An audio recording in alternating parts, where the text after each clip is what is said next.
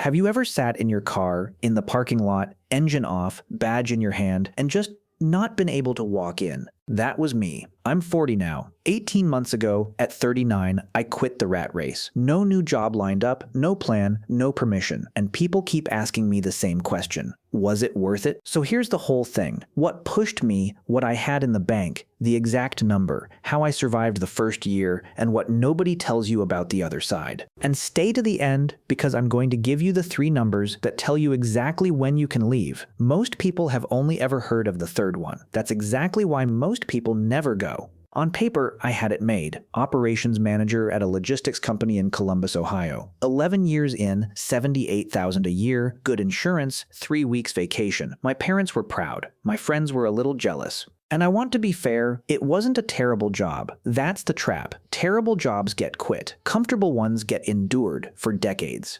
But somewhere along the way, the job changed. After the shutdowns, everything became a dashboard. Every hour tracked. Every route justified. Targets that reset every quarter 1 notch higher. People left and weren't replaced, and their work just slid onto my desk. Same pay, more plates. Twice I asked about the promotion I'd been promised. Twice I heard the same 4 words. Let's talk next year. And the raises? My last one was 3%. That same year, my rent went up 9% and groceries went up more. I got a congratulations email for a pay cut. If you watched the Salary Trap episode, you already know that wheel. You know the feeling that tells you the truth first, Sunday night. That heaviness that starts creeping in around 6. We talked about it in the Salary Trap episode. Mine got so bad I stopped sleeping Sunday nights entirely.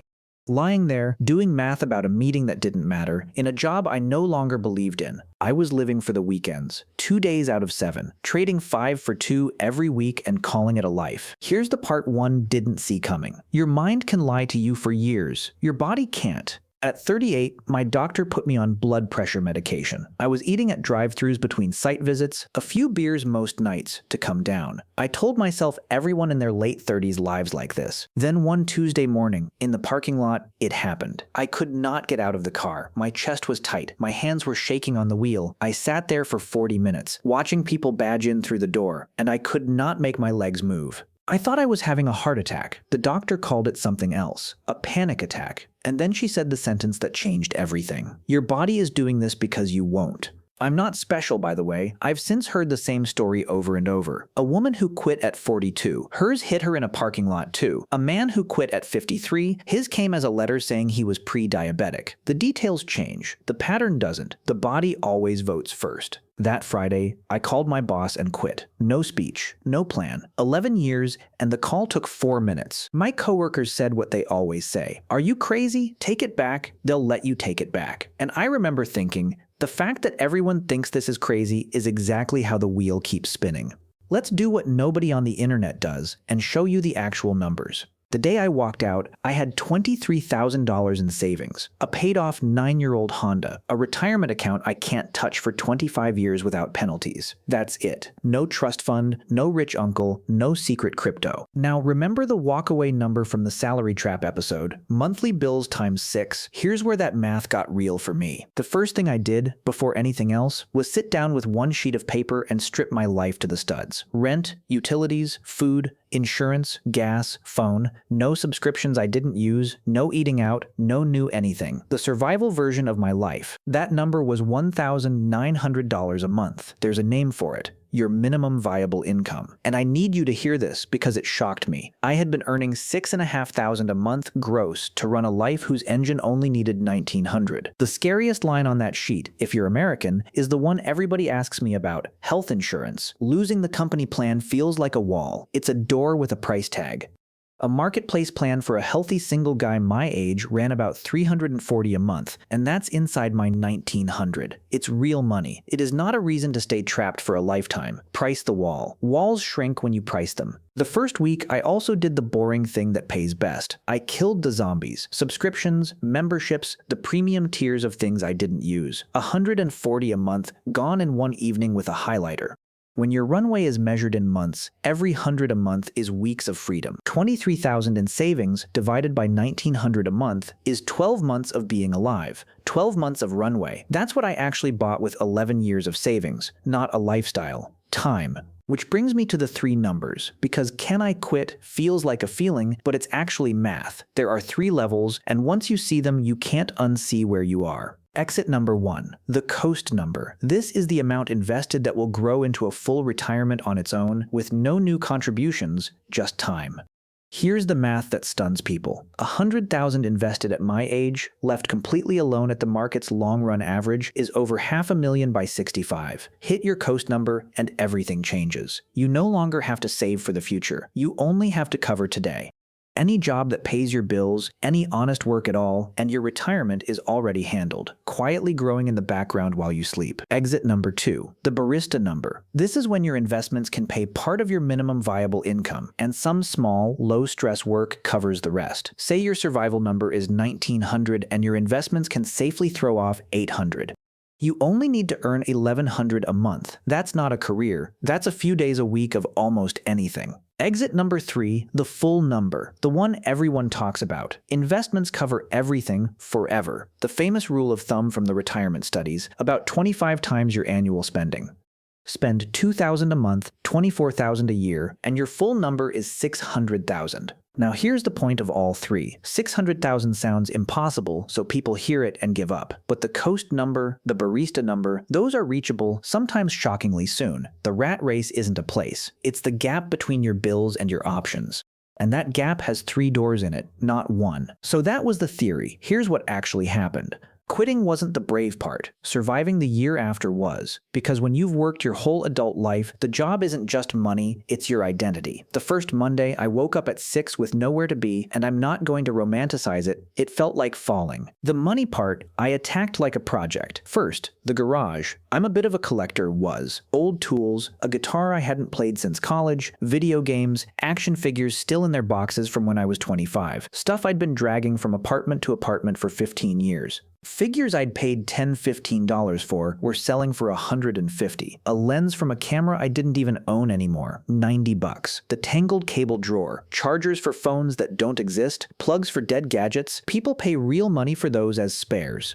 My garage turned out to be worth almost $4,000, and selling it felt like putting down a backpack full of bricks I'd forgotten I was wearing. Then it became a system. Weekend yard sales, estate sales, thrift shelves. Buy the thing you know is worth more than the sticker. A coffee grinder for $8 that sold for $60. It has a name, resale arbitrage, and it will never make you rich. But rich wasn't the assignment. $1,900 a month was the assignment. And I have to be honest about the failures because the internet never is. I once bought a whole pallet of returned kitchen appliances, dreaming of easy money. Most of it was broken junk. I learned an expensive lesson, and then I learned the junk lesson behind it. Broken machines sell as parts. The jug of a dead blender is worth more than the blender. Some months I made $1,100 and ate a lot of rice and beans. One month I made $4,000 and felt like a king. Self-employment income doesn't arrive like a salary, it arrives like weather. Nobody tells you that the real skill isn't earning, it's staying calm in the gaps. 18 months out, here's what I know that I couldn't have known inside. First, the heaviest handcuff was never the paycheck. It was the identity. For months, when strangers asked what I do, I heard myself apologizing. Nobody warns you that "what do you do" is the hardest question in the language for a person in transition. It took me half a year to say I'm rebuilding without my ears going red. Second, you need dramatically less money than fear told you. Fear does your budgeting in gross salary. Freedom does it in minimum viable income. The gap between those two numbers is where your whole escape lives. Third, health comes back first, and it comes back fast. Within 2 months, I was sleeping 7 hours. Within 6, my doctor cut my blood pressure dose in half. I walk every morning by the river, 5 miles, no phone. Sunday nights, I look forward to Mondays now. I had to leave a job to find that sentence. And the strangest one, earned money feels different. $20 from flipping a thrift store find gives you a hit of satisfaction that a 5-figure direct deposit never once gave me. When you catch your own fish, it tastes different. I can't explain it better than that. One more, and it's the one that gets me. Time with people came back. I had dinner with my parents more this past year than in the previous 5 combined. My dad is 71. Do that math. Count the dinners actually left with the people you love, and tell me again what a salary is worth. So where am I now? Honest answer, in the middle. Most months I make about half what I used to, some months more. I'm spending half my time on the resale engine and half learning skills for what's next. Marketing, making things, this channel among them. My full number is still years away.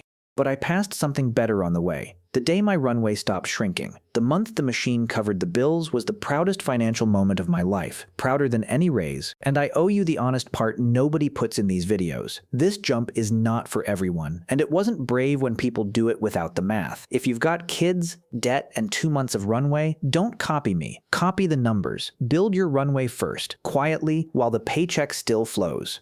The door matters so much less than the math behind it. Because remember Mike from Phoenix, Mike took the other door, he kept the job, and built his gap inside it. Pay first autopilot, the handcuff audit, the walkaway number. 18 months in, Mike has options he never had. Same math, different door.